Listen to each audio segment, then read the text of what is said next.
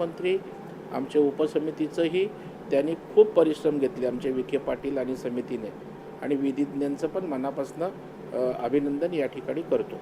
बरोबर आहे प्रवीणजी, सरकारची बाजू आपण मांडली, मात्र दुसरीकडे करण गायकर यांना मला विचारायचं आहे, अहो जरांगेंनी उपोषण सोडलं, राजे हो तुमच्या पाठिंब्यानं आपण जिंकल्याची घोषणा त्यांनी त्याच मंचावरून केली, मात्र एक खंत बोलून दाखवली, ती म्हणजे मुख्यमंत्री आणि उपमुख्यमंत्र्यांनी येण्याची अपेक्षा जरांगेंनी बोलून दाखवलेली आहे. आजच्या निर्णयानं मराठ्यांचा खरोखर विजय झालेला आहे की आणखी देखील काही गोष्टी शिल्लक आहे असं आपल्याला वाटतं? नाही, सरकारने आज उपसमितीने जो निर्णय घेतला त्या निर्णयाचं सर्वप्रथम अभिनंदन करूच. आम्ही पहिले पण बोललो होतो की सरकारने चांगल्या भूमिका घेतल्या तर सरकारचा अभिनंदनाचा प्रस्ताव सुद्धा मराठा समाज ठेवेल.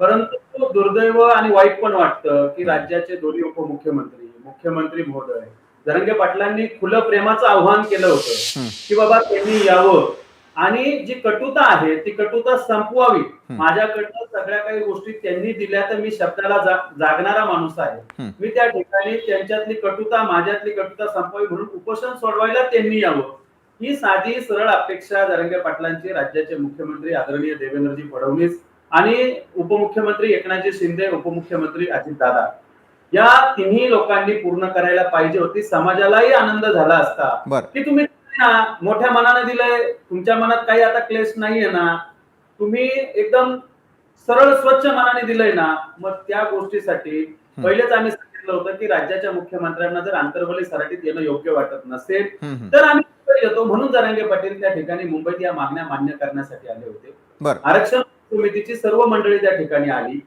त्यांनी जरांगे पाटलांना सगळ्या गोष्टी समजून सांगितल्या. आमच्या मागण्यांमधल्या 5 मागण्या त्यांनी या ठिकाणी पूर्ण केलेल्या आहेत, 2 मागण्या अजून प्रलंबित आहेत.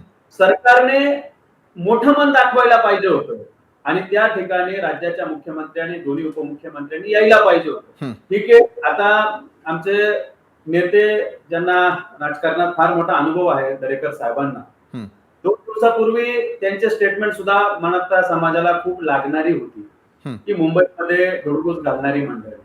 अहो, मराठा समाज हा ग्रामीण भागातला होता, त्या समाजाला तुम्ही पदरात घ्यायला पाहिजे होतं. त्या समाजाला 5 दिवस इतक्या वेळ बसूच द्यायला नव्हतं पाहिजे. जरांगे पाटील 2 महिन्यापासून या मागण्याच्या संदर्भात बोलत. चांगलं झाल्यावर जरा राजकारण बंद करा करण गायकर.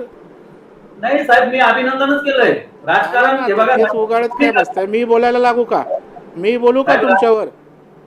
बोला ना, तुम्हाला काय आम्ही बंदी थोडी, लोकशाही आहे. बोला प्रवीणजी, एका बाजूला करण गायकर यांनी जो मुद्दा उपस्थित केला की देर आय लेकिन दुरुस्त आहे, असं काहीतरी आपल्याला म्हणावंसं वाटतंय.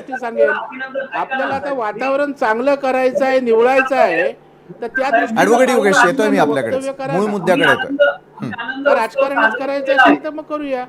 बरं, राजकारणाकडे न जाता आजचा GR नेमकं काय सांगतो? या GRचं सगळ्यात आधी वाचन जे आहे ते ऍडव्होकेट योगेश केदार